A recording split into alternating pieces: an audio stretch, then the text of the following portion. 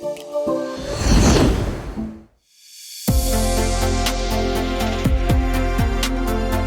and welcome to the FitMind podcast, where we discuss the science of mental fitness. I'm Liam. How does the brain work at its deepest levels? And to what extent can we radically upgrade it, creating neuroplastic changes? Today I'm joined by Dr. Ruben Laukkonen, who's a cognitive neuroscientist, contemplative speaker, and poet. His eclectic background includes competing semi-professionally in Muay Thai Kickboxing, founding 2 businesses, including the first online market for Bitcoin in Australia, and intensive meditation training. Dr. Laukkonen is currently a principal investigator and lecturer at Southern Cross University, and he uses methods such as behavior, neuroimaging, machine learning, and phenomenology to empirically investigate some of the rarest states of human consciousness.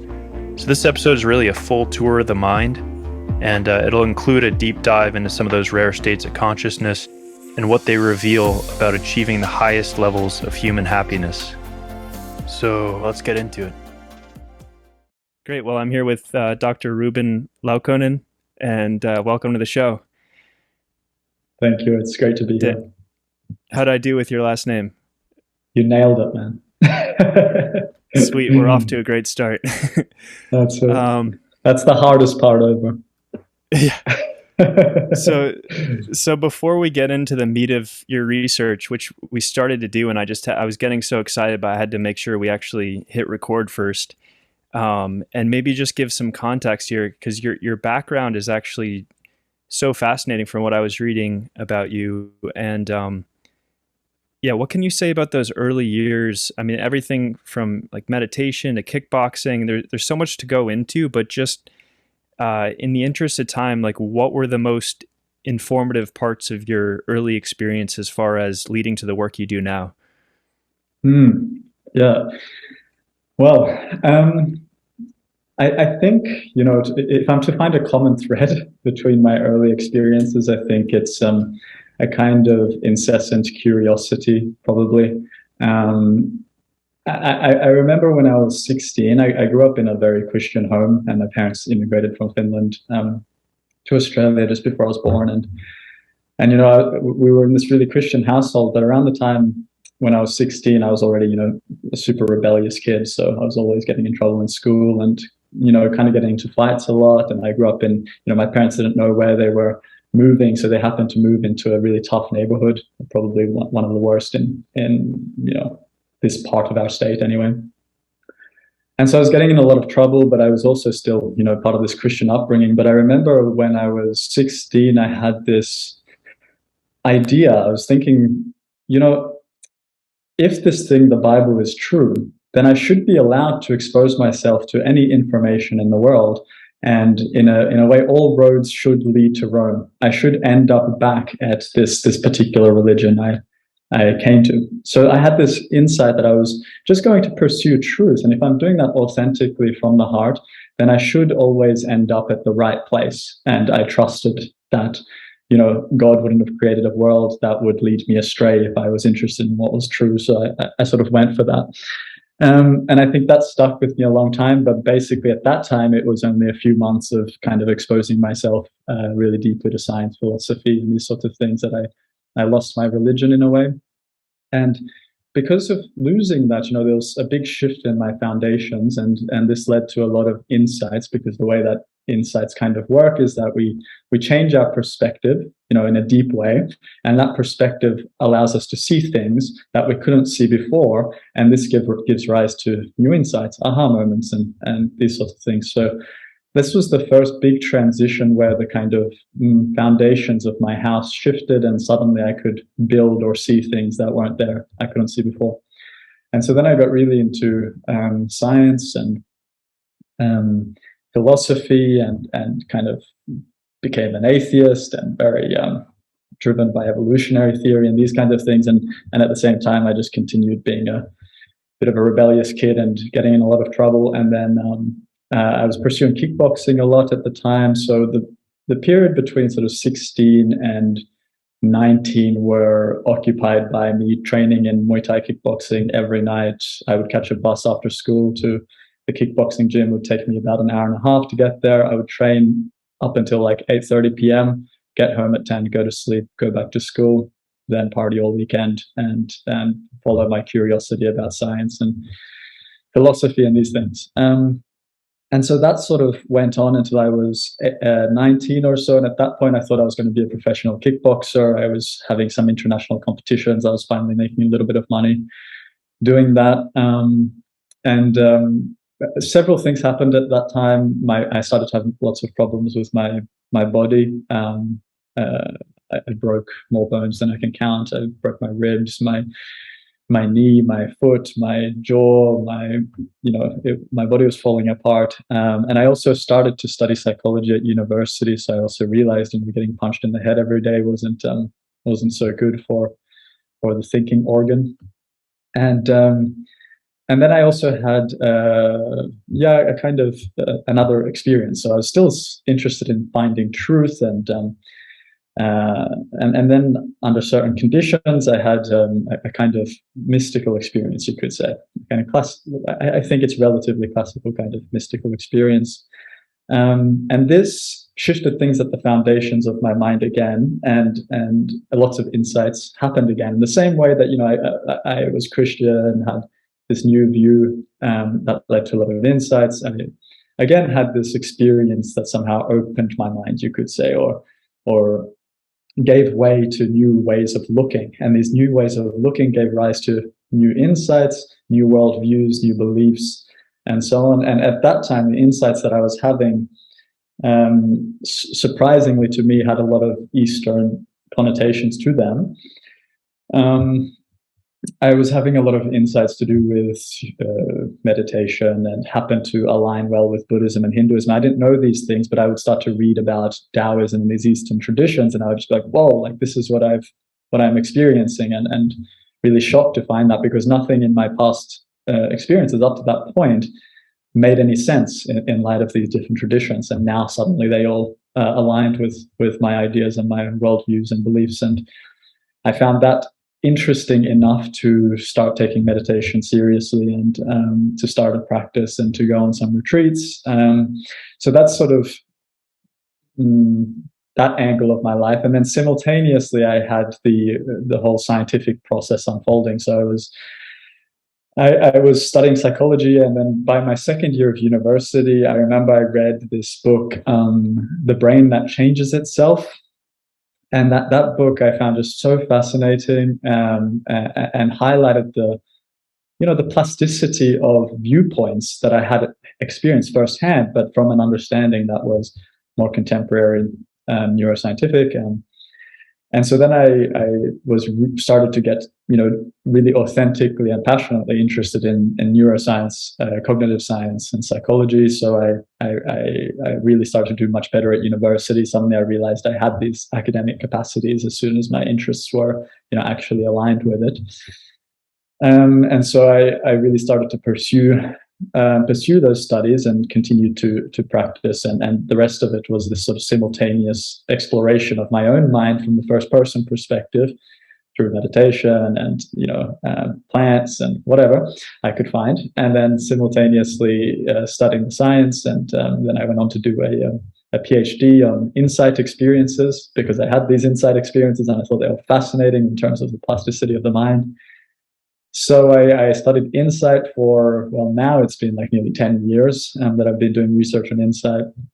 And then when I went on to my postdoctoral research in Amsterdam with Professor Helene Slagter, I started to research meditation and predictive processing. So that was a really exciting time for me, because I discovered predictive processing, active inference, free energy principle, these new unifying theories of how the mind-brain works. And for the first time, I had this sense like, well, we're onto something here. These things actually start to map onto my experiences. At that point, I felt mainstream psychology, as much as I found it interesting, and neuroscience, I found it a little bit superficial. Like it just couldn't touch these more fundamental possibilities of human phenomenology. But now I realized, okay, this model actually does that. And at the time, I was especially excited because I felt, well, I actually think this does it better than the old Eastern traditions. Because at that point, I still felt like, okay, I'm studying Western psychology, and I think the tools of science are incredible, but I felt they just didn't do a good enough job at understanding the possibilities of human experience. And I thought the Eastern models were doing much better.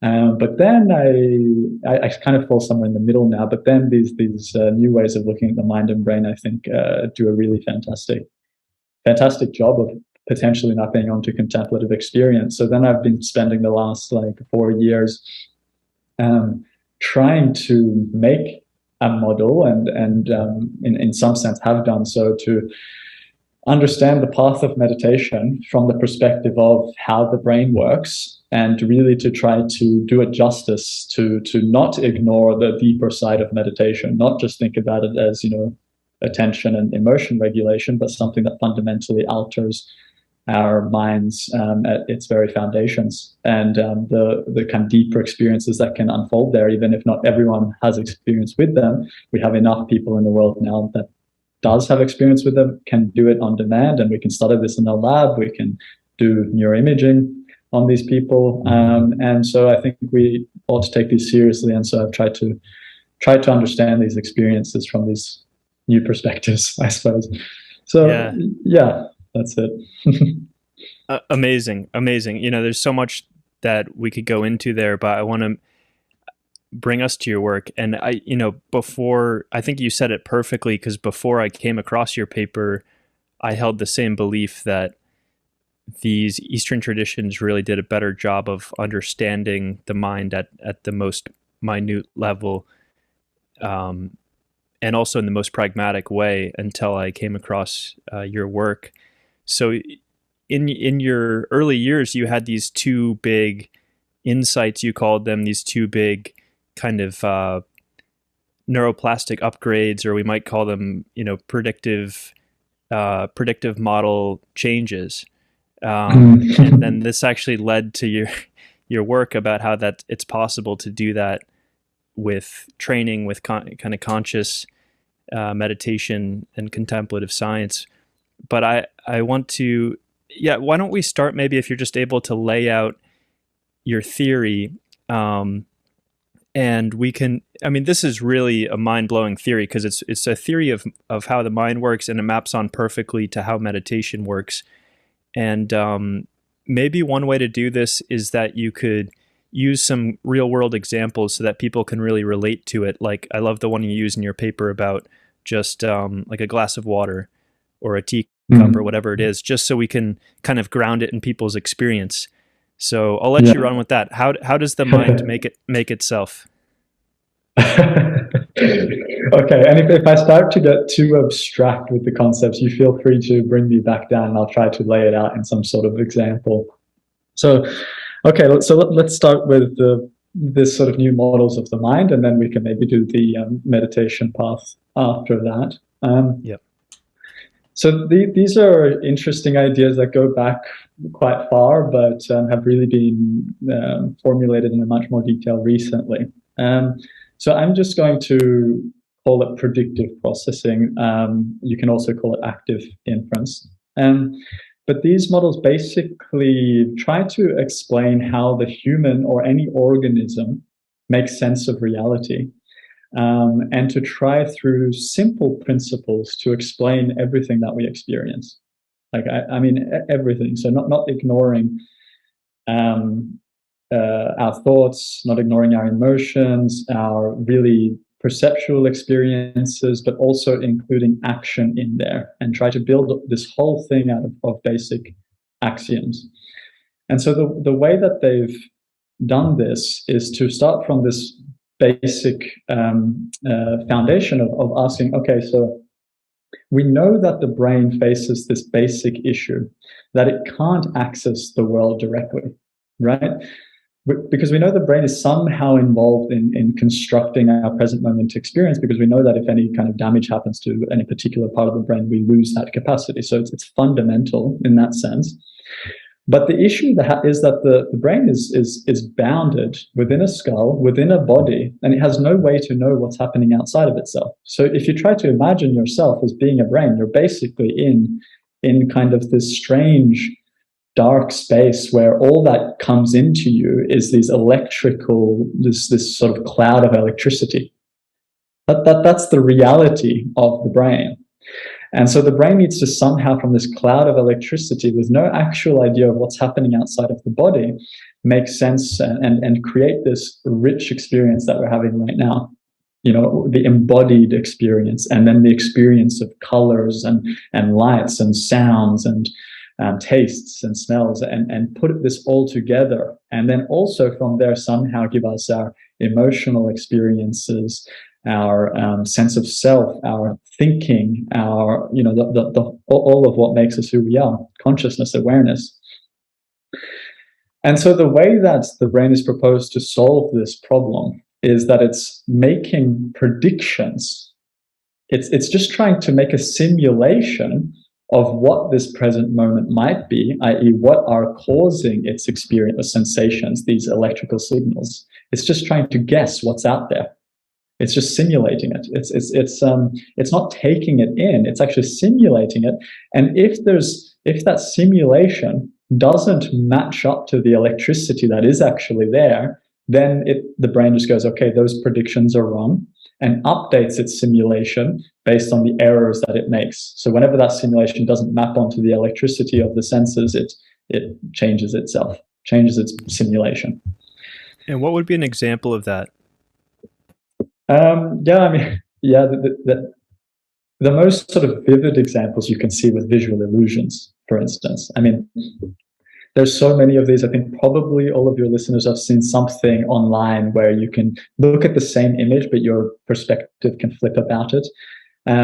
So this is your brain making a new inference and experiencing something in a totally different way. Another example is that if you see something out of the corner of your eye. So this happens to me a lot. And because I'm aware of this, I really notice the trend, the change in my simulation, my prediction, right? I'll see something out of the corner of my eye, and I think it's one thing, but then I do this eye movement to it and I check my prediction with more detail, with more attention. Then suddenly that object in the corner of my eye just shifts, just changes form completely. Like I've assumed something is there that really isn't there.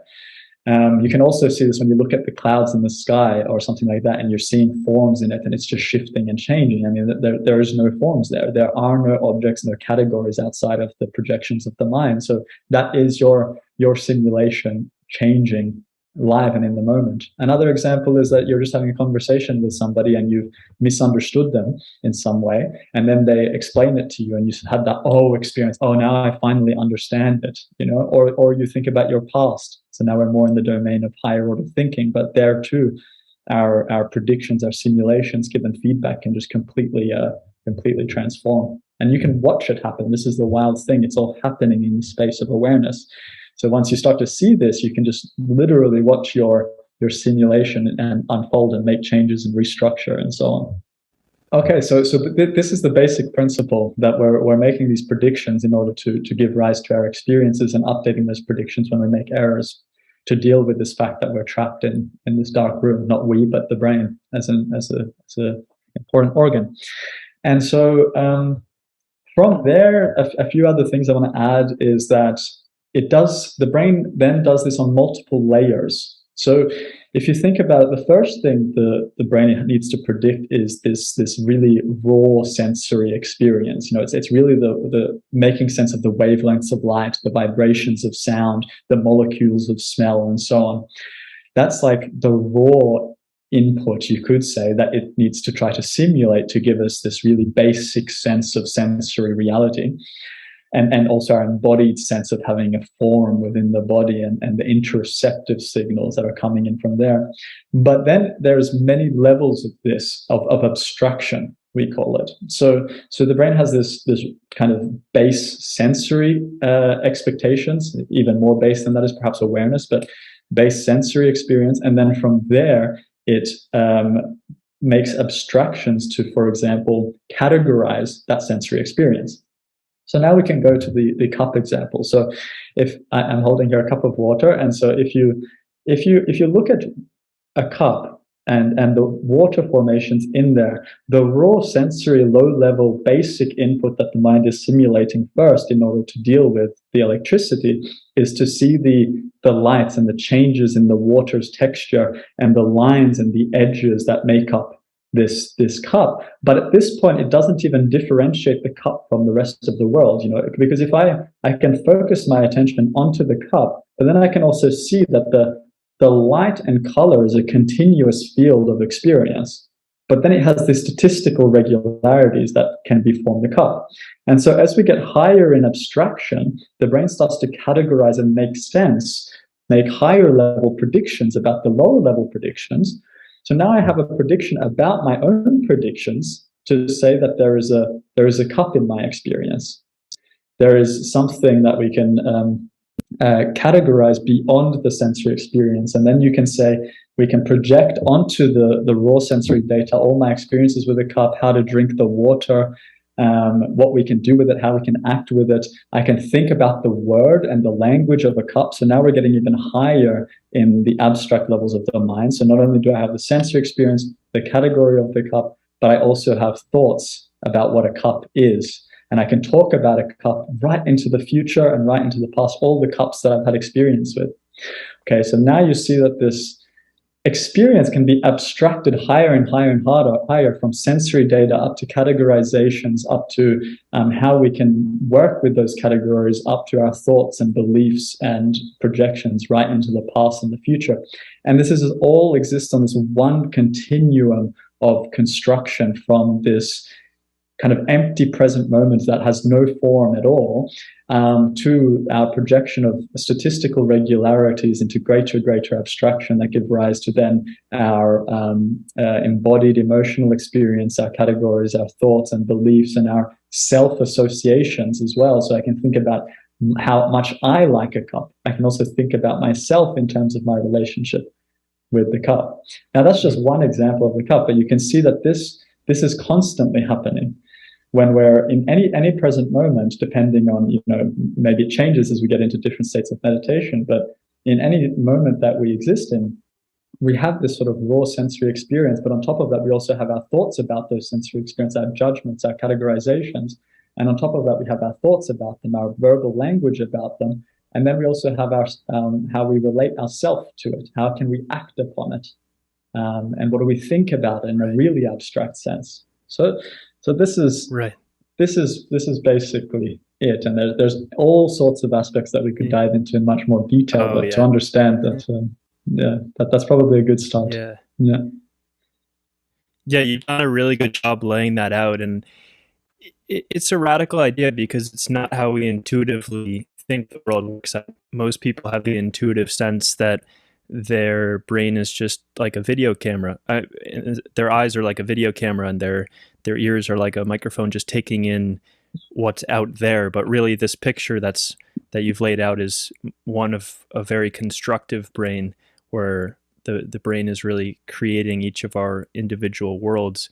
And folks who have listened to a couple of the previous conversations on this podcast, especially the one with Dr.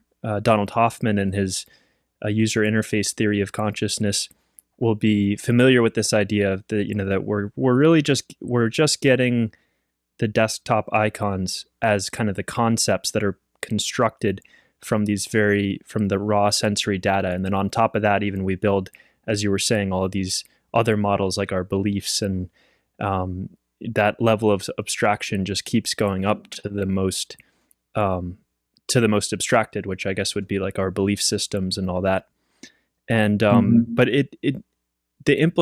what I didn't get a chance to really go into in those conversations was the implications of this, especially as it relates to basically human suffering and the ability to alleviate it with meditation. So maybe that's a good place to go next, is like, what's the relevance as far as where do these predictions cause us so much mental agitation, and why is that the case that we can't just be happily predicting away? Yeah, that is a good way to begin this discussion. Well, I think one thing that is playing an important role here is that the way the predictive system works, it's tuned for survival of the organism. Like these predictions are there to get us from A to B. they're not there to have fidelity. They're not there to be true. They're there to be a good fit for our environment, for our eco niche, and ultimately for our survival. So in that sense, the world is being predicted or simulated in the moment is extremely biased by our evolutionary imperatives and our particular experiences in this particular our developmental trajectory in this life. So what you're experiencing fundamentally has little to do with what is going to make you happy, but only what will help you survive. So you can imagine so many ways in which that goes wrong. So, your survival by some evolutionary accident might be benefited by your being extremely angry and violent in some particular conditions in our evolutionary history, or because of the particular place that you grew up.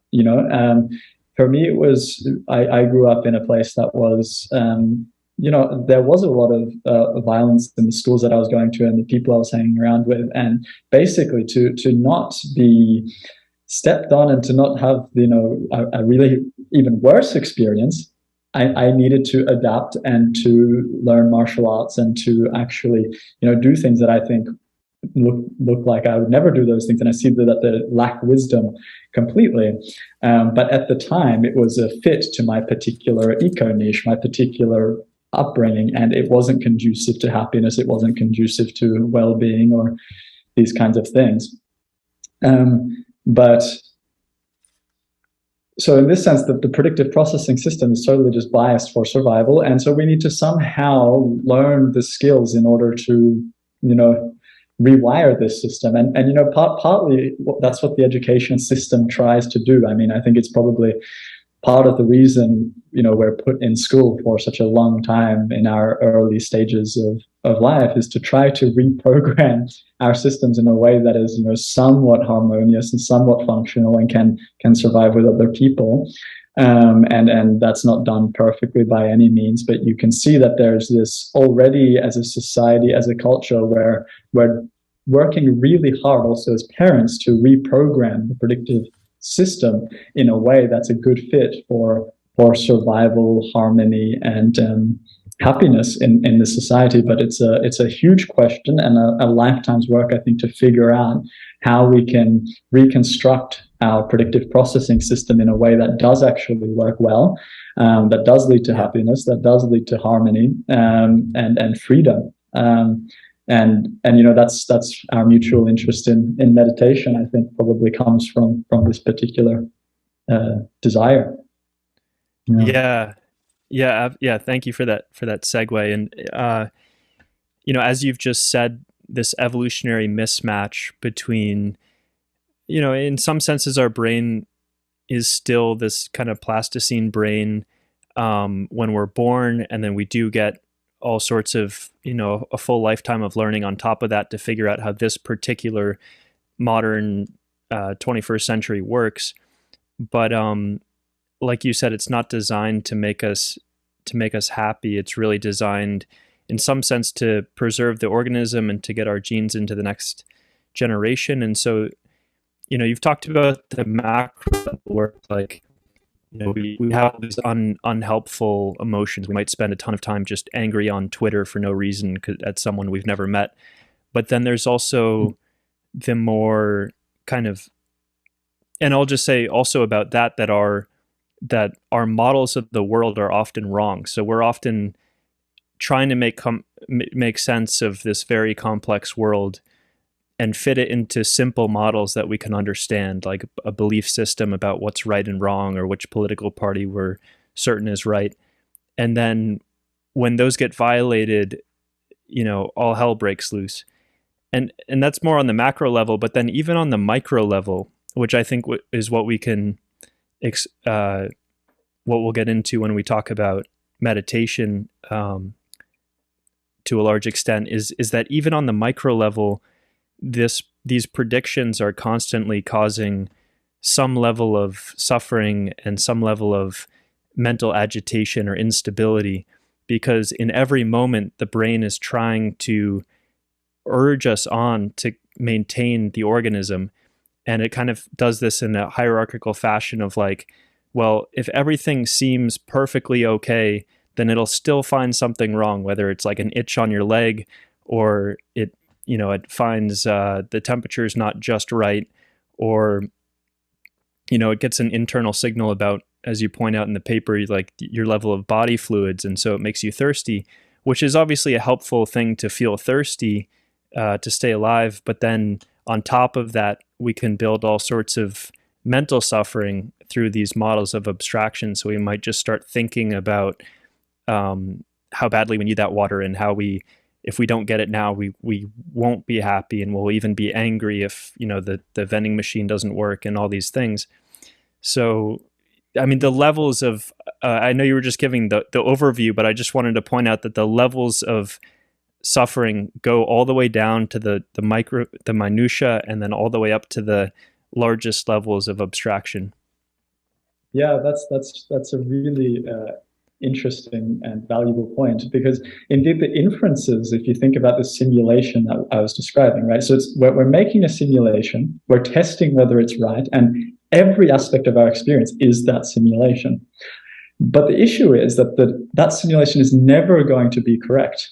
It's never going to actually capture the data, because the data itself is noisy. It doesn't quite come together. It doesn't quite make sense, because we're dealing with sensory organs and a body that is not mapping onto anything really accurately. And so we're having to make a simulation that's always going to have prediction errors, which the system is then trying to reduce. Okay, so just the very fact of making a simulation means that there are going to be prediction errors, which gives the brain something to try to fix, which gives the organism something to try to improve upon. So we're stuck on this like perpetual self-improvement cycle at a kind of sensory level, where we're trying to simulate a reality accurately that we can never actually simulate accurately. Right. And so it's sort of this vicious cycle. And so there's that aspect of it. And then there's also the fact that we have what we might call hyperpriors, or beliefs about our beliefs, predictions about the nature of predictions themselves, or predictions about our self-model that are also implicated in every experience, right? So we have we have predictions about how we are, and whenever those predictions about how this sort of big self-model are contradicted by the world, we get lots of prediction errors and uncertainty, and this uncertainty can be felt as anxiety or stress to the organism. And so we want to reduce that. So the self is constantly, in a way, being threatened, because it's a model, and it's a model that's never going to fit reality, because reality is something that we can't actually simulate accurately ever. Right. And so the system also has these basic assumptions about, for example, just volatility of data as well. So we need to somehow also have beliefs about what is the nature of the way that we predict. What is the nature of predictive processing itself? So we have all these meta levels at which the brain is trying to understand itself. And these also are subject to change. And so there's some interesting things we could say there about impermanence.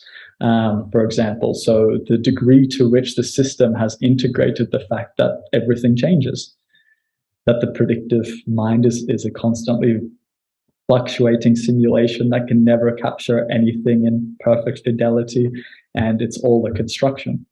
The extent to which the predictive system has actually accurately modeled itself is also a whole interesting process that's happening there, that is sometimes functional and adaptive and closer to the truth, and sometimes way off, in the sense that sometimes people and ourselves under different contexts can get really rigid and really controlling and really angry and frustrated because things are happening that we don't want to happen, because we somehow have assumed that the nature of reality is actually to be more stable than it is.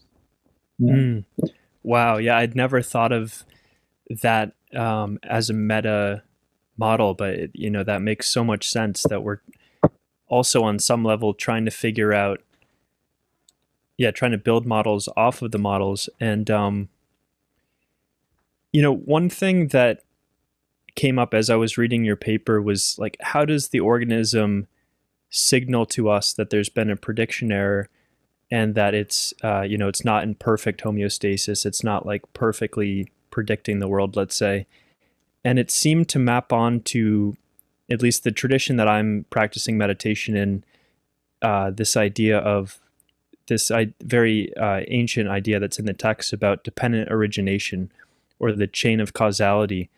And based on that, I was thinking, so basically just to summarize the first, or really the key, let's say 4 links here of this chain of causality that happens in the mind, you would have a feeling that's either, well, you'd have contact first, which is just let's say the contact of your skin on against some kind of object.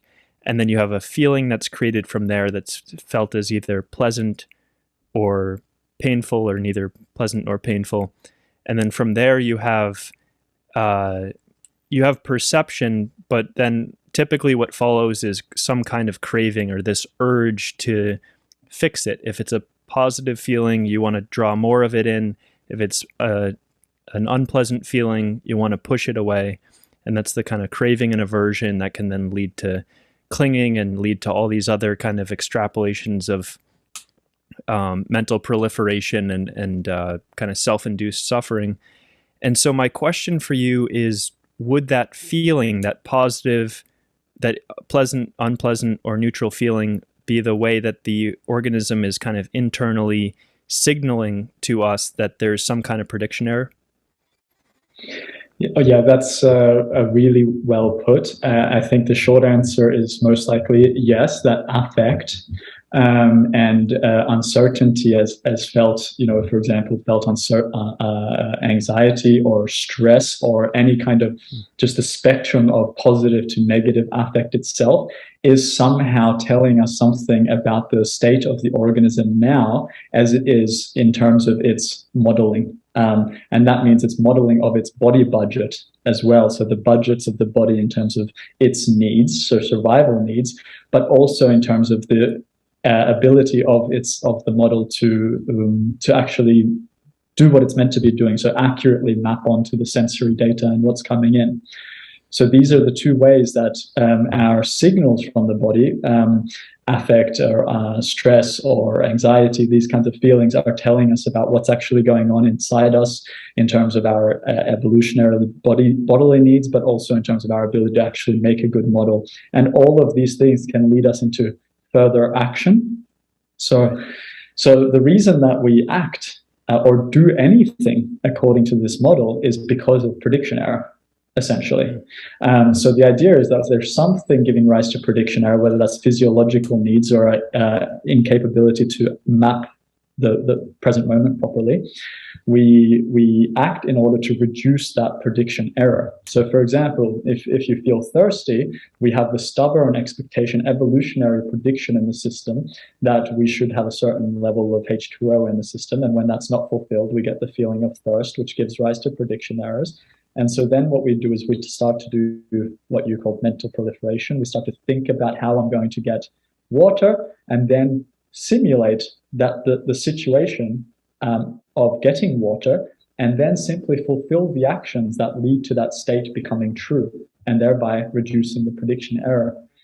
So basically what the system is constantly doing is tracking the fidelity of its model and its physiological needs, and then engaging in desiring and actions as a consequence of those desires and thinking in order to fulfill those desires that are basically not aligned with the present moment. And so this is why when we talk about things like the here and now and the present moment in meditation, we realize that this is, goes fundamentally against the basic imperatives of a human, of an organism, actually, because the whole imperative of the organism is to check for errors in its model, to check for physiological needs, and then fulfill those physiological needs by reducing those errors and changing its model. And so we're constantly projecting from the past our needs onto the present moment, experiencing some sort of affective response, and then acting as a consequence of that. And so when you're being in the here and now, if you're trying to reduce that tendency you are reducing that tendency for abstract simulation. We're constantly bombarded with prediction errors, and the state of our system physiologically, and also the state of our capacity to model this present moment, is in a way communicated to us at a certain level of abstraction through our affective experiences. And this is also our stress and anxiety and so on. So the more uncertainty, that is, the more prediction error in our model, the more we start to feel, for example, anxiety. But it's also tested, how good our models are in our physiological state overall is communicated through our affective experience of positive versus negative, whether we like this moment or don't like it, and then therefore whether we should go towards some stimulus or go away from it. So just in terms of how you described dependent origination earlier, I think it is a really good fit. And we had this funny experience, myself and Helene and another scientist, another professor. We had a conversation with an advanced meditator that we both know, and he was describing experiencing these links of dependent origination, about how the mind comes to be through these levels of abstraction, you could say. And we were just, really surprised to just hear how well that description phenomenologically of having the mind sort of build itself out of the kind of void of the now into this rich present moment experience, how that maps on really well to the way that the mind builds an abstract model. That is, these levels of abstraction from these kinds of raw sensory experience, what you might call contact, to really subtle sort of categorizations and then evaluations and then affective experiences and then giving rise to the whole abstract mind. So I think there's a beautiful link there between how the mind constructs itself from the perspective of predictive processing, and not just my version of it, but like really the mainstream scientific version of it, and what many meditators describe when they talk about the mind building itself after deep states of meditation, which I think is very cool. Yes. Yeah. And the other thing I was a little bit touching on there was just the interesting fact of the here and now in the context of all of that, and the fact that, all of how we build this model, the affective experiences, all of these things are built through past experience. The only way that we can have predictions and have abstractions is by projecting the past onto this electrical data. So it's a constant, it's always locked in time. All experiences are locked in time in the sense that they are us kind of building models over time, because the raw sensory information, the electricity is completely neutral. It has no meaning whatsoever. So you have to integrate it over time, many electrical signals over milliseconds, seconds, minutes, hours, in order to make sense of it. And so the predictive model itself is completely antithetical to the now. It's impossible to have a model, really, if you're in the here and now, which is very interesting. Yeah, it's fascinating, and that's my next question for you: is how can we use meditation to deconstruct this constructive process of predictive processing, and how can we get that kind of neuroplastic reconditioning of the mind with meditation as a tool? Yeah, and so the interesting thing is, when you look at meditation from the perspective of how the predictive mind builds the system, what you discover, at least many meditation techniques, is that they already do the deconstruction. That was sort of the shocking revelation for me and for Helene, was when you actually look at how the mind is being built through predictive processes, through active inference, and then you look at how these meditations progress. You just see that they map on super well for gradually deconstructing the levels of the abstract mind, and it's like ridiculous how well they fit in, at least in my view. And so I'll kind of perhaps paint a picture of someone who is starting meditation and the kind of abstract state of the mind at that moment, and how that might change over time, because I think maybe that sort of narrative is helpful to to see how this works. So just to paint a picture, so if you imagine that you're approaching meditation for the first time, or you know, all of us are in a sense approaching it for the first time, we often come to it with a degree of, you know, thinking going on, some sort of thinking about ourselves, thinking about the past, thinking about the future. There's a lot of abstraction going on. There might also be some emotional experiences happening. And so when we come to the cushion, when we first sit down, we're having this rich experience. There's sensory experience there, but there's also bodily experience there. But then there's all this mind content that might be getting most of our attention. And so the first thing most traditions of meditation suggest at that point, when you come in with this heavy mind activity, is just to focus the attention on one thing. So just very, very simple suggestion. It's just like, okay, there's all this stuff going on, but let's just put attention on one thing. And this is often maybe the breath or a mantra or some part of the body. And so what is happening there is that through the use of attention, which has all kinds of technical meanings in this system that I can go into, but we might skip them over for now. When you pay attention to your sensory data, what the system is therefore doing is being less abstract. It's engaging less in this abstract thinking, what we call the narrative self, the thinking self. So that narrative thinking mind self starts to reduce as the system, as we pay attention with some gentle effort onto one object of experience, one thing in our sensory experience, or it could be one mantra or something like this. So by doing that, what that simply does is reduces the tendency to make predictions about all these things in the past and in the future, and instead make predictions just about this one thing. So it's just simplifying the predictive process to one thing, and this makes it much more manageable.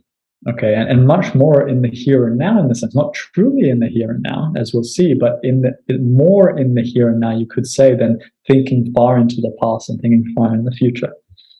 So this is a kind of reduction of our narrative thinking self and bringing to awareness, bringing into dominance our sensing and experiencing self, or you could say our embodied sense of self. And so now we're focusing attention there, and whenever these abstract thinking happens, these predictions, the system, the organism just brings the attention back to the sensory experience, as an example. And so this is what we call focused attention. And then from this focused attention state, one can go even deeper into the or lower in the levels of abstraction by no longer paying attention to any particular sensory experience, but kind of opening up the field of experience so that attention is not given to any particular thing. So the reason this is lower in abstraction is because you're not preferential. There's no preferential guiding of attention to one particular thing. There's no choice, no judgment of this thing being more important than another thing. So this is what we might call mindfulness or non-judgmental awareness, because at this point, the system is also letting go of sensory experience. In the beginning, it might be still a lot of strong sensory experiences there, but as this openness is maintained and this non-judgmental observation is maintained, then even sensory experience starts to lose its really like concrete and heavy quality, heavy categorizations, which are abstractions. So in a way, the system's coming into a more open, less objectifying state of awareness that we might call like the observing or witnessing self. And so now there's this sort of open mind that might still be paying attention to the breath a little bit, or some particular thing a little bit, or a particular feeling, but is no longer strong about it, no longer judging it, no longer engaging in this sort of heavy focused attention. It's much more open, lighter, less judgmental, open, non-preferential. And so these layers of abstraction are deconstructed even further. So now if one continues meditation, you're in this sort of experiencing or even witnessing sense of self rather than in the abstract narrative self. Now, from this experiencing state where there's just this, you could say, kind of pure observation of whatever is arising in experience, it's still possible to go deeper because there's still some basic assumptions built into experience at that point. Now, those basic assumptions are that there is an observer who's still meditating, who's still projecting attention towards experience. So there's still a sense of, a subtle sense of me meditating on this experience, observing. So there's still an observer, there's still the observed, and there's still all these kinds of subtle actions involved with even that kind of practice. Even though it's almost, it really feels like there's only this observation, very relaxing, this kind of thing, there's still this basic doing of meditation and observation and all of this, which in the predictive processing system is still part of the simulation that it's making in each moment. So in terms of the deconstruction, then what many traditions engage in, so we can talk about Advaita Vedanta or the Tibetan traditions, for example, Dzogchen practice, or within Mahamudra as well, or within Zen, there's also Shikantaza practice. So we've gone from this kind of shamatha, focused attention in the first state, to more open monitoring, mindfulness sort of practice, to non-dual practices. So now these non-dual practices, what is meant by that is, as I said, there's still in this system this assumption of an observer and a witness and the observed, that which the meditator as an I is practicing on. So you still have this assumption of a self who's meditating, basically, to put it very simply. Now, what these non-dual practices do, and this is where it gets a little bit tricky, is that they're trying to get the system to somehow even let go of this prediction of the self that's there, that is meditating, that's observing, this distinction between the subject of experience and the object of experience, that is the witness and that which is witnessed, like the contents of our consciousness.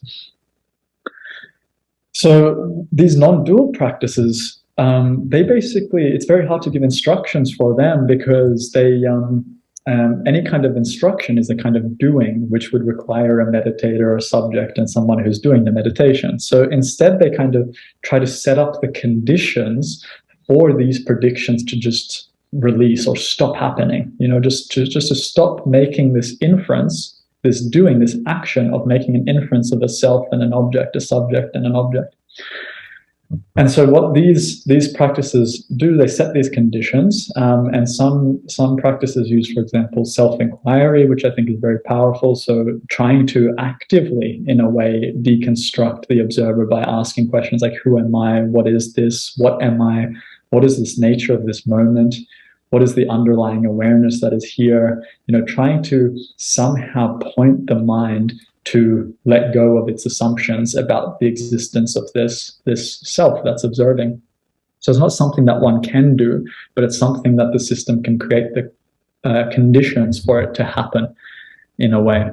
So there's self-inquiry practices, then there's more sort of Dzogchen practices that bring the mind to a light on the awareness that's already there. This is also found in Advaita Vedanta. And then there's also the Zen practice, which called Shikantaza, which is just sitting, just do nothing. Basically, the instruction is just sit, do nothing, and hope that this will kind of and it is because it's trying to do nothing. It's very highly paradoxical, right. And so it's not something that is easy to teach, and then it's also very difficult to in a way study these things because it's hard for practitioners to make these states come about in a controlled way in the laboratory.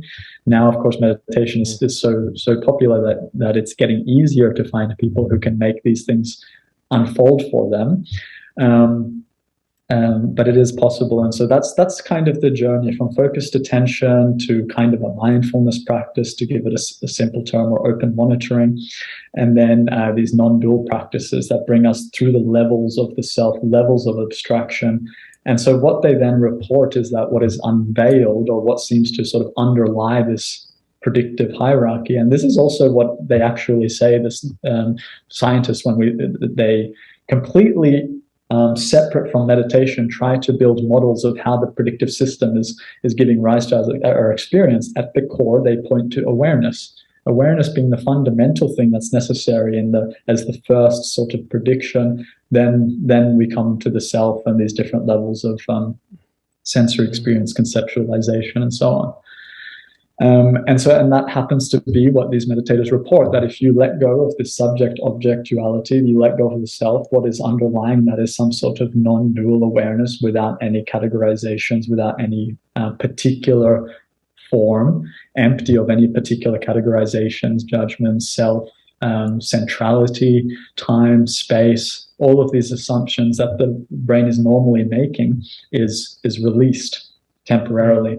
And so this is meant to be transformative to the system somehow, and we could talk about that, and lead to all kinds of different insights then when the system re-emerges from that sort of discovery or that sort of state, you could say as well. And now there's also other things that can happen in meditation where a meditator goes completely unconscious, where they completely lose consciousness, and there's a complete cessation of awareness. That's also very interesting. So you could say that that's kind of the deepest deconstruction, is actually for the system to just go offline completely.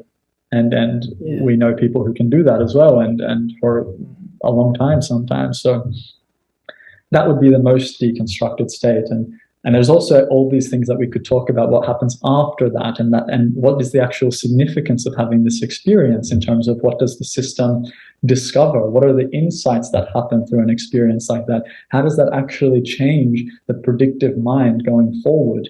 And what kind of practices are then relevant after the system has had this kind of opening or experience of its own underlying awareness or its own absence?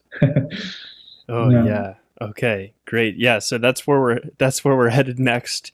But I just wanted to reiterate a couple of things that you said. One is that it reminded me of our mutual friend Andrew Holochek. He says, in meditation you learn to do nothing, but you do it very well, because that's much harder than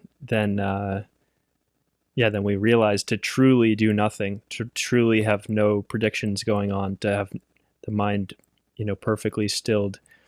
And it goes, this do nothing is so, most of us think that there's this level of experience that is already not doing anything, where you're kind of relaxed and you're just experiencing things like this, which feels very passive and automatic and natural. And there's some truth to that, because it is much more relaxed and natural, and you're doing less than you would be if you're anxious and thinking and trying to get all this stuff done.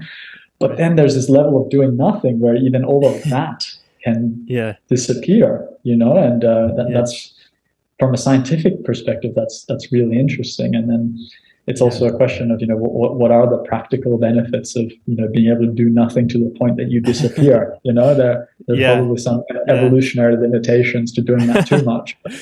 Exactly. Yeah. So I want to get into that.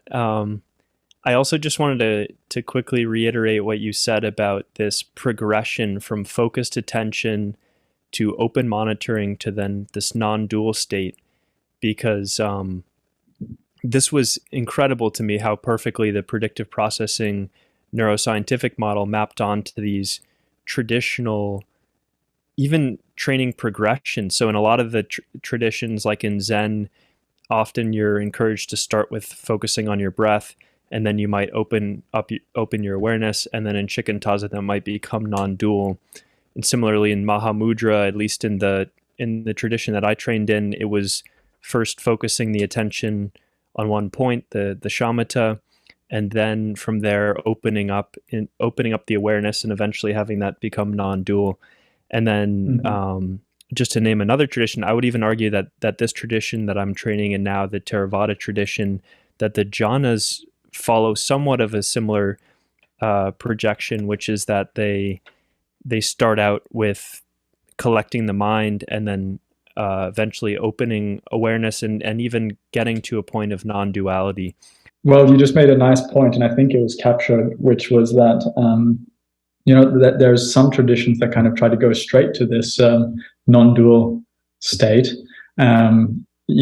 by skipping sometimes focused attention and open monitoring these stages, and instead, just try to point directly to the nature of mind. For instance, this could be with a particular teacher, or it could be through a kind of practice where you just try to recognize the underlying awareness that is already always there. And from the predictive processing perspective, this is interesting because of course, all of the predictions, all the ones from the very present moment sensory experience, the awareness underlying that, the conceptualizations, categorizations, abstractions, are all arising now. It's all just happening now. The whole abstract hierarchy, even all of our thoughts about the past and the future, is emerging into this moment. Is reconstructed in every moment. And so it also makes sense, you could say, and this is perhaps what is reported after you have this kind of experience, is that you can recognize that awareness was always already there, that it was always already the underlying nature of all of the abstractions that the mind is making, because now the system has been able to recognize it. So in some sense, the system is aware of its own awareness. But after that becomes clear, after sort of going through this process, or perhaps through some sort of sudden discovery, then it's possible to somewhat paradoxically realize that, well, no, we went through those abstractions of the narrative self, the experiencing self, and then deconstructing this subject-object duality. But the fact was that awareness was always underlying all of the predictive processing hierarchy. And so then you end up in this kind of funny state where you recognize, well, no, this is always the case. It's always just awareness and always just these abstractions being created in the now.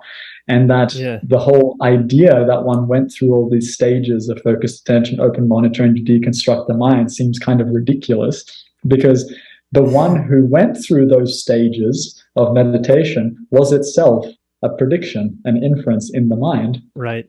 It was never really there in a kind of objective, consistent sense. Yeah.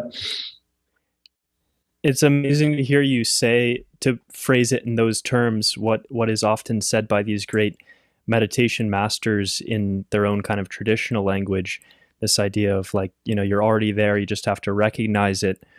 I think there's definitely a reason to this structure, because I mentioned a few traditions that use this kind of gradual approach to training, because in some sense it would certainly be helpful to have a mind that's very still and is able to have that insight. And so, for example, listeners who are on the FitMind app might be familiar with the 3 levels that we teach people. And so level 1 is focused attention, level 2 is meta-awareness, and level 3 is deconstructive practices like self-inquiry and non-dual. So that's the 3 levels we've been talking about. And the reason it's taught in that way is because if you don't have any focused attention abilities at all, then your mind's going to be all over the place, and you won't have the stability of mind to recognize that non-duality.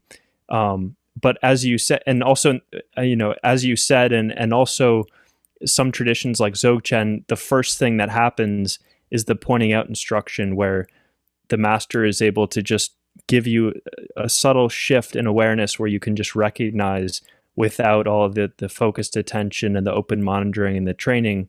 But then the training becomes to be able to actually stabilize that recognition. So it's cool that you can get there with gradual training, but then these insights are also available, like you said, in any moment.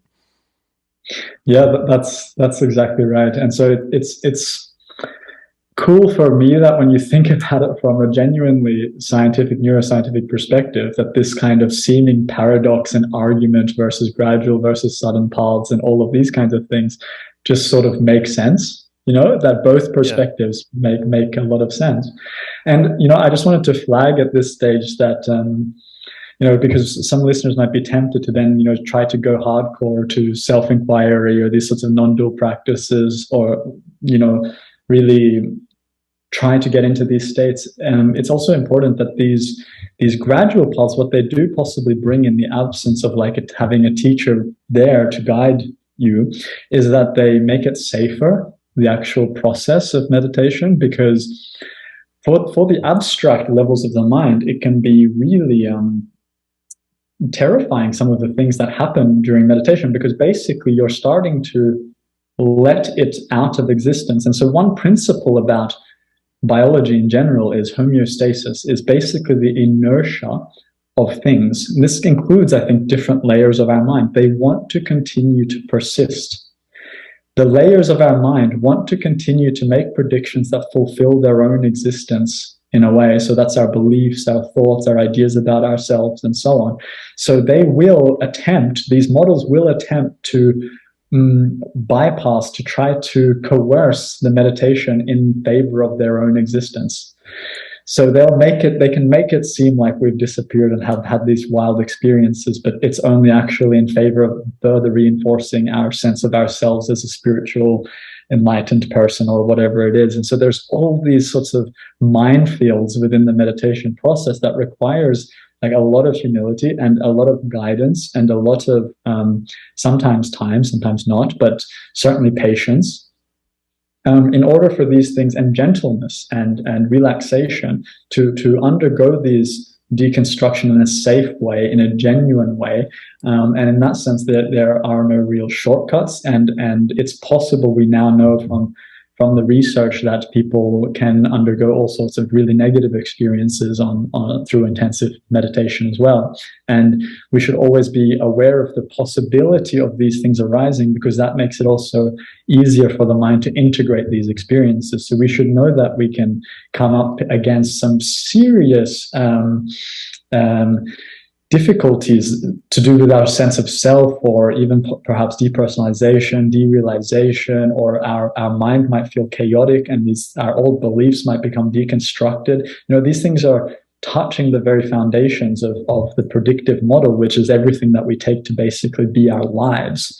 And so in that sense, we need to also take it seriously, what those simulations are, what those predictions are, what those abstractions are, and what those models of ourself are, to let them go in a way that's gentle, in a way that's safe, and in a way that if these difficult experiences arise, which they're almost guaranteed to do if you do deep meditation, that the system can then integrate them and deal with them in a way that's healthy. And so it's important to know that these things will arise. It's important to know that if these things arise, it's valuable to talk to a meditation teacher or a psychologist, or to, in the more minor cases, at least treat yourself with compassion, kindness, gentleness, patience. Know that it will change and pass. And because the predictive system is something that's constantly trying to make sense of its experience, it will, given time and openness and relaxation, make sense of it and integrate it. But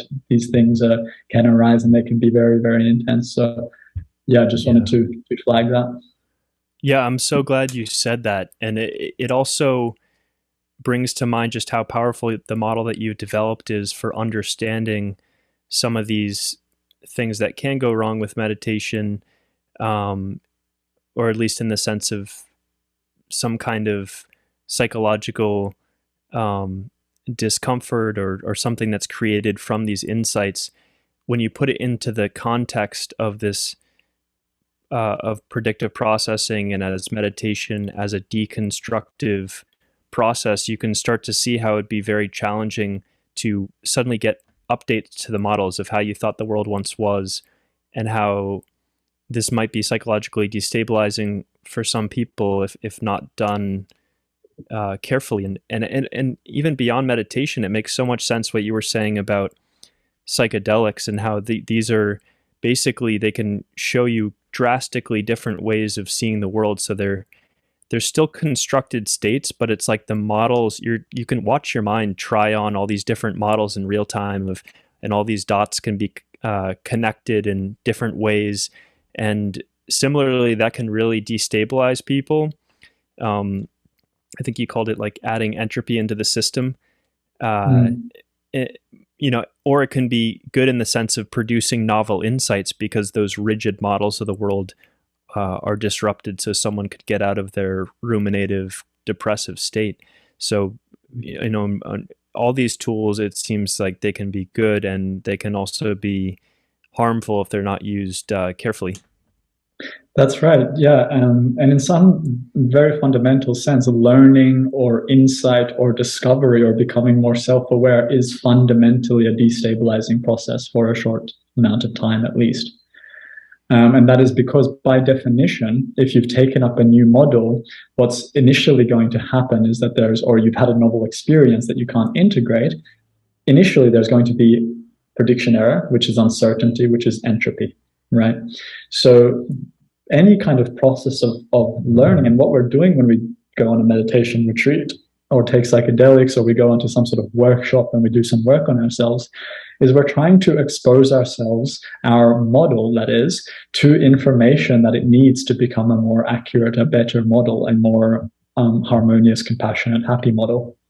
And that process is always, in a sense, entropic, and then therefore in a sense painful, because it's challenging our basic ideas about how things work.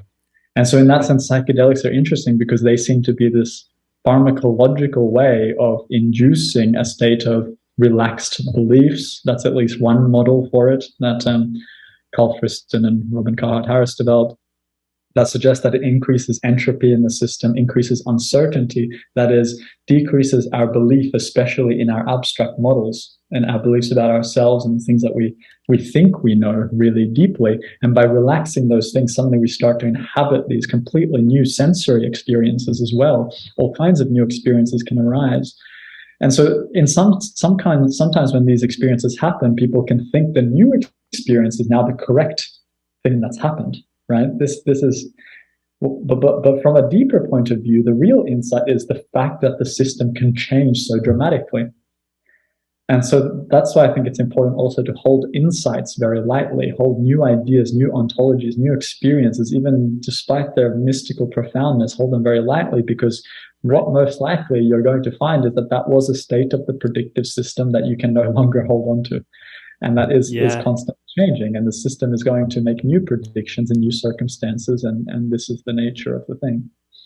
Right. That is the meta insight, as you put it, that even these models themselves are impermanent.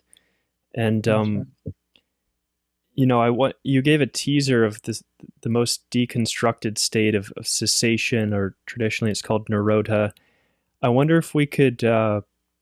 We're running up on time here, and I feel like we're just getting the juicy stuff. But I wonder if we could, what you could say about cessation or even awakening and kind of these insights that come afterwards, based on the research that you're doing or have done on advanced meditators. Yeah, I can say a little bit about that. And this is something that I feel is going to be kind of the part two of this paper, is trying to explore the next phase. So let's say the system has gone through that deconstructive process. Kind of maybe there's a direct, really deep seeing of this groundless ground of awareness at the base of the predictive hierarchy, let's say. Or perhaps there's a complete cessation of experience, what they call Nirodha in classical Buddhism, where all consciousness disappears, all sensory experience, and all experience is just gone temporarily. And so there's this whole kind of theoretical work to be done around what happens when the system comes back online, what has changed in the system, and then, you know, what insights might then happen, and how does the organism exist in the world following such a deep deconstruction. So there's a few things that I can, let's say, speculate at this stage. First of all, because while we have collected data now on Nirodha using EEG, comparing it to sleep states, we've also compared it when we present different kinds of stimuli. We're looking at it under conditions of machine learning. So we got EEG data, and then we can try to decode different states and responses to different stimuli. We have like this ridiculously rich data set on Nirodha, the cessation experiences, but this is very much still being analyzed. Like, I'm hoping that the paper will be out by the end of the year, but I don't want to say anything objective about it until we're like certain that this is what's in the data and really confident about it. So that will have to be a future podcast. But what I can say more sort of from a theoretical predictive processing perspective, and it's a little bit speculative at this point, is that certainly there's a few things that I can expect to happen. I mean, if a system undergoes such a deep deconstruction of its models, then what you would need to expect is that certain insights arise in the system, some fundamental changes about how the predictive mind actually works. So we already touched on one, which is basically just the understanding that the predictive mind is more impermanent than we perhaps thought. So, you know, this aligns quite well with the Buddhist idea of anicca, or impermanence, the idea that everything is always changing. If you've deconstructed the whole thing, everything just disappears and then suddenly re-emerges, and suddenly the system and you and everything else is still existing. Although everything kind of is as it was before, something fundamental has perhaps happened to the system because it's been exposed to its own impermanence. So perhaps its understanding of the volatility of models itself, these sorts of hyperpriors, come to undergo some important changes. So that's one possibility.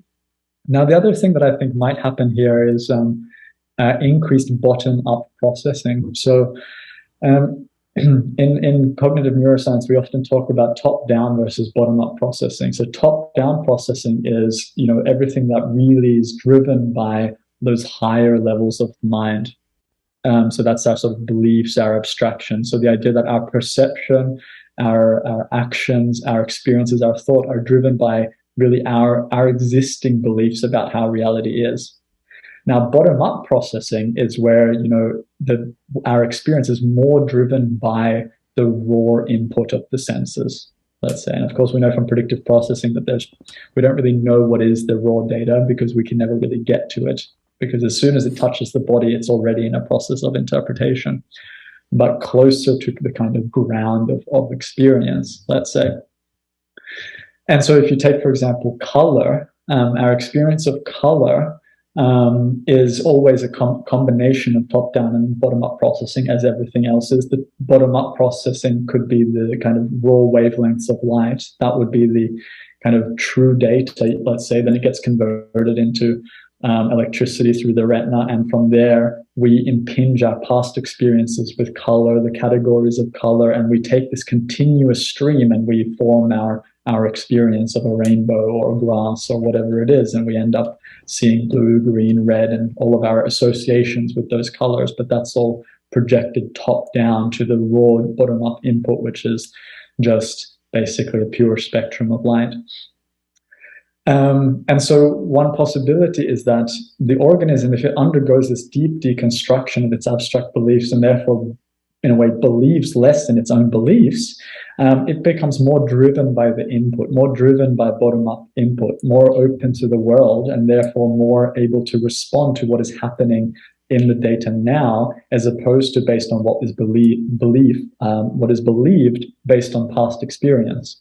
So it becomes less a tendency to project our past beliefs onto the present moment, more a tendency to be open to whatever arises and respond according to that information. That makes sense to me as an important reconstruction that might happen. And there might be, as a kind of natural consequence of that, more flexibility in the system as well. So just a greater cognitive, emotional, and also perhaps perceptual flexibility. And there is some evidence of greater perceptual flexibility in meditators. So that's already at a very fundamental level, but also the capacity to more easily change their minds or their emotions or their feelings as is needed in the moment. And also then you can imagine in terms of a more relaxed self model. So if a system undergoes this deep cessation, this deep absence, this deep non-dual awareness, seeing its own absence, seeing its reconstruction of itself and the reconstruction of the many layers of itself, there's probably a big, deep relaxation that happens to the self model as well. So some say, that it isn't an experience of no self happening, but in order to interact with the world, some level of self is necessary. But that self may become more relaxed, more kind of detached, impersonal, and also perhaps like open, maybe even also potentially kind of in some cases, if we think about, traditions that talk about crazy wisdom and these kinds of things, maybe even like insensitive, impulsive, or like uninhibited in some circumstances. So So, and this might not all be so positive, but there might be these positive aspects of a relaxed self model, more flexibility, maybe even more creativity, openness, these kinds of things, but also perhaps like less concern for tradition, less concern for cultural expectations, less concern for basic expectations we have as a society of each other and our culture, and so a willingness to also kind of just ignore those, and also in some cases perhaps I can imagine, I'm totally speculating here, but it might be sometimes difficult to empathize once the system has undergone such a deep deconstruction. Although the system, I would say, would be more open to the present moment suffering of others, just because if it's running more on the present moment sensory data, it might also find it hard to put itself in the shoes of a mind that is so still constricted, let's say, or still really running on the kind of cultural assumptions. Which most of us kind of are. So I just that was just kind of throwing out a bunch of ideas that might happen, but I'm hoping to work these out in a much more rigorous way, and also really paying attention to what the data is now, because there's so much research on meditation, there's so much data to draw, and it's kind of more than a full-time job. It's like 10 full-time jobs just to keep track of what the literature is doing, but I'm doing my best, and we're working on a conceptual paper about Niroda right now with some people that as well, and so hopefully that'll come out, followed by data and so on, and so I'm hoping then a more empirically driven account of all of this will emerge. Thank you for laying out all those benefits that can occur from this kind of neuroplastic shift, or this remodeling. And everything you've said makes so much sense. I really look forward to that paper. And I was speaking with one of the individuals who we both know was involved in this study, and and I asked them, what's the point of all this deconstructing? How would you phrase it in these terms? And he said, it's about ultimately the brain realizes on some level how it works. Like at the deepest level, the brain realizes how it works and no longer identifies with the predictive process. And what's amazing to me is this person is seemingly very normal. I mean, they're able to function. You wouldn't know that these deep insights had occurred for them unless you spend a lot of time with them and realize that they're just exceedingly chill basically. but they're able to have thoughts and mental constructs and operate in a world that's built on these constructs. So it's almost like you get the best of both worlds. It seems that you can have a mind that's more flexible, that no longer is so agitated by things, kind of sees through the rigid sense of self that's causing a lot of that suffering, but at the same time is able to be pretty normal and still operate with the rest of us muggles and tell jokes and whatever it is. So it's pretty cool, and I wonder what your research would say about that too eventually, if there's like how that could happen, that in terms of the scientific model. And it remains to be seen. I mean, to me, I really like that. Like in the end, just what you end up with is a person who's well adjusted. Hopefully, in some cases, this kind of process doesn't lead to that, but well-adjusted, kind of chill, flexible, open, creative, just a person whose models have reached a state of function, of fidelity that allows for reality to unfold in a way that's more harmonious and happier. And then in a way, all these massive experiences or enlightenment experiences become kind of irrelevant in face of just ordinary reality, and the ability to respond to ordinary reality in a way that's like not constantly filled with unnecessary neuroticism, really.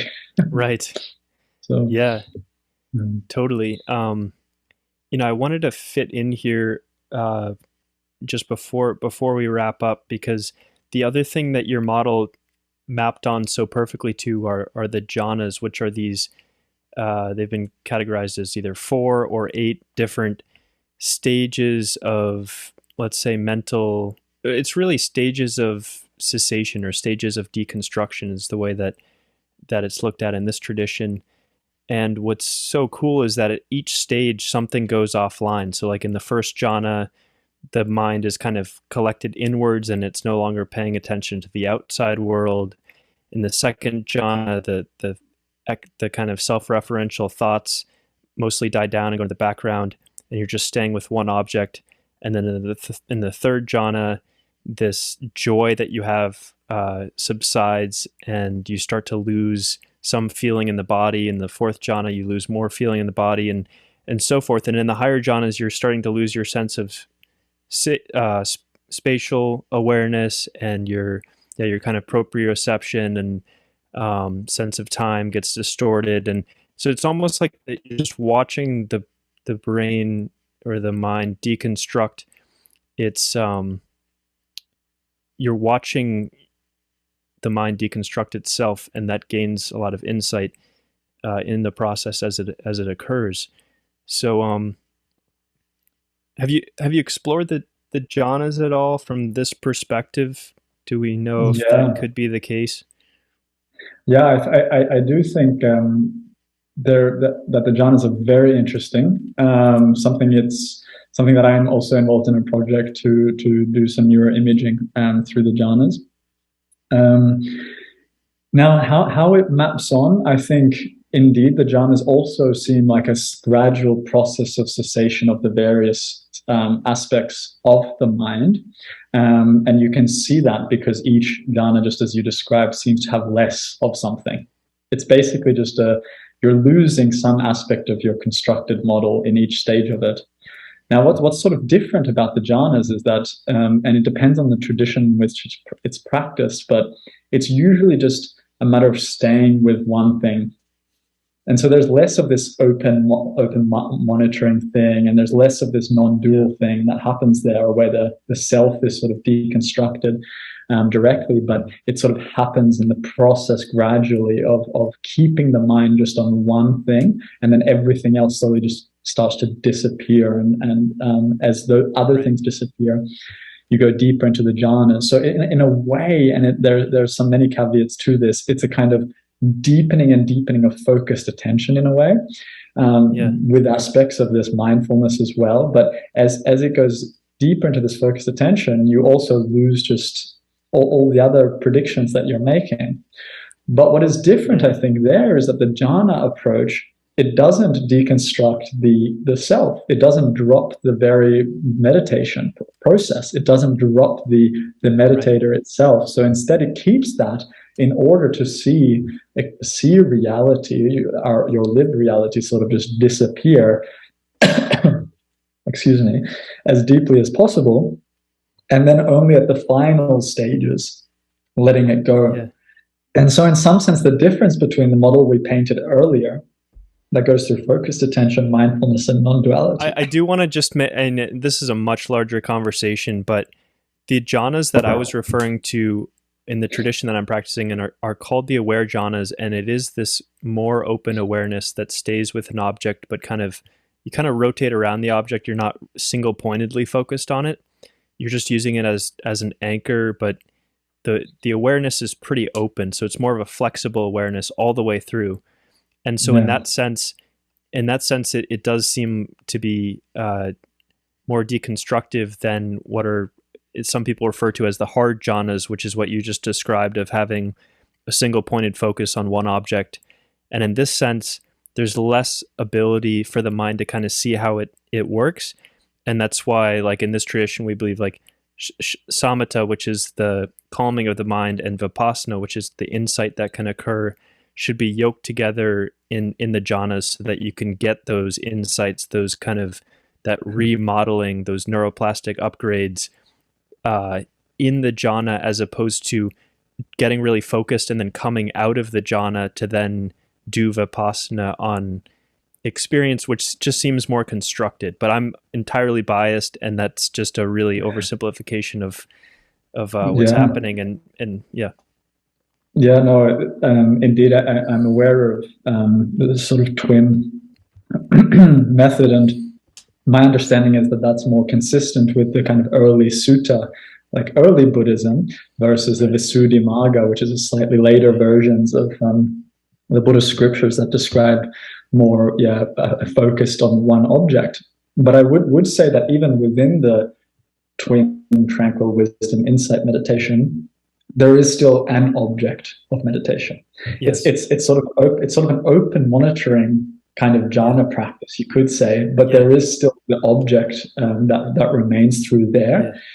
And I think that object becomes awareness in the eighth jhana, which is kind of cool. So right. It does shift to non-duality in that sense.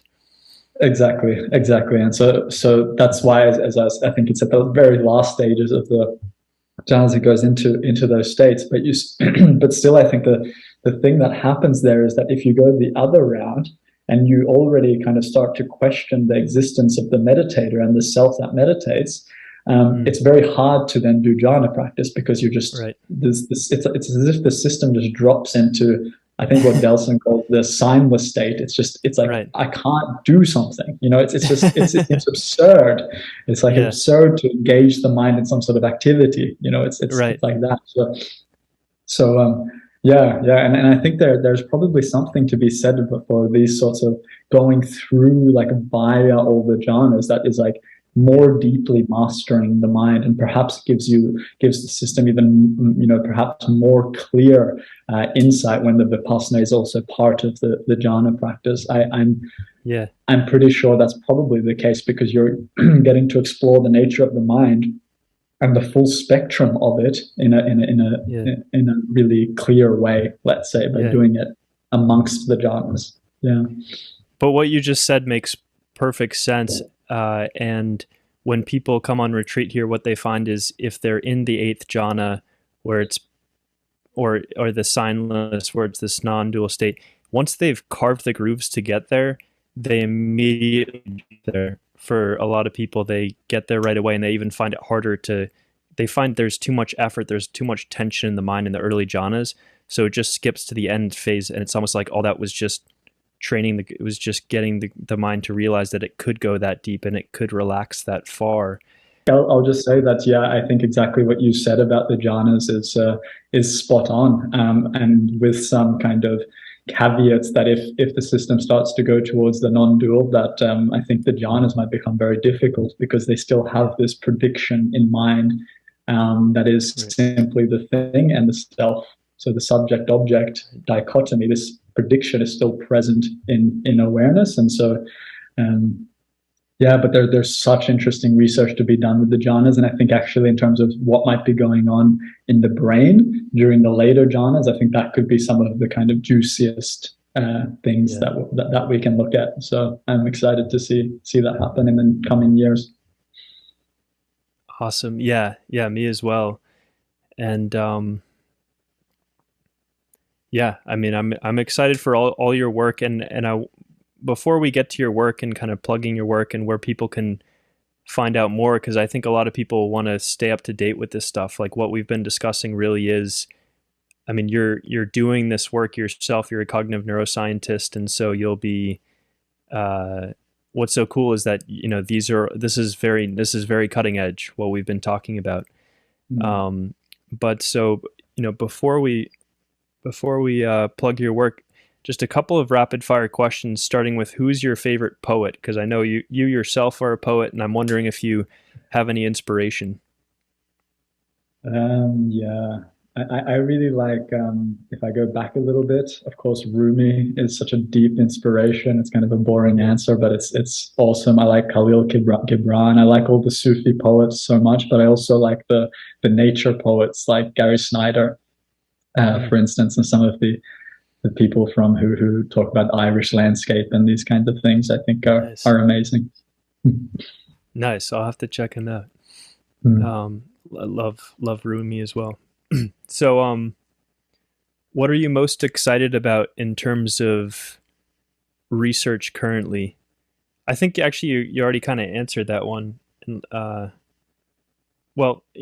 Do you have an answer other than the cessation work that you're doing? I'll say I think the cutting edge that really gets me going is the combination of like low to medium dose psychedelics combined with meditation. And this is with a lot of caveats of like, I don't know if it's safe, I don't know if we should do this, I don't know any of these things, but like if I was able to do kind of anything, I would say that would be very interesting to see how the combination of entropy and openness induced by some sort of psychedelic in combination with really precise meditation instructions. I think that could be very exciting in terms of human plasticity and transformation. Yeah, that's awesome. That's very pragmatic. Using this model to inform better training, better contemplative approaches, and synthetic ones. So that's awesome. So kind of a curveball final question here. Where does Bitcoin play into all of this? Or does it? Because as I understand it, you founded the first Bitcoin marketplace in Australia. So I'm wondering, is there any kind of anything you could say about how that might fit into the work that you're doing? Maybe, I don't know about directly into the work that I'm doing, but very, very important for science. We need to decentralize science big time. We need to get away from this publish or perish system. We need to get away from profit-driven publishing systems who exploit scientists' work for free and therefore taxpayers to double dip on taxpayer money to make insane profits. While not giving any of that to the people who actually do the work. We need to decentralize that system. We need to decentralize peer review, all of this. So blockchain technology, Web3 is super valuable for science itself.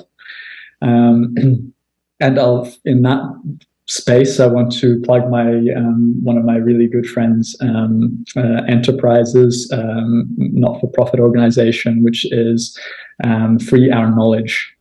FOK, Free Our Knowledge.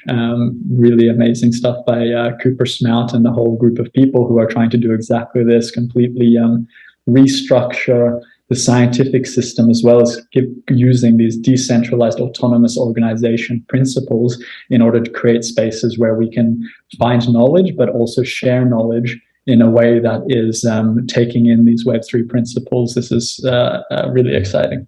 Yeah. Yeah, that's awesome. That's so cool. I'm glad you were able to work that into the discussion. Me too. Sweet. So would you like to plug your work? I mean, where can people find out more about you and stay up to date on what you're doing?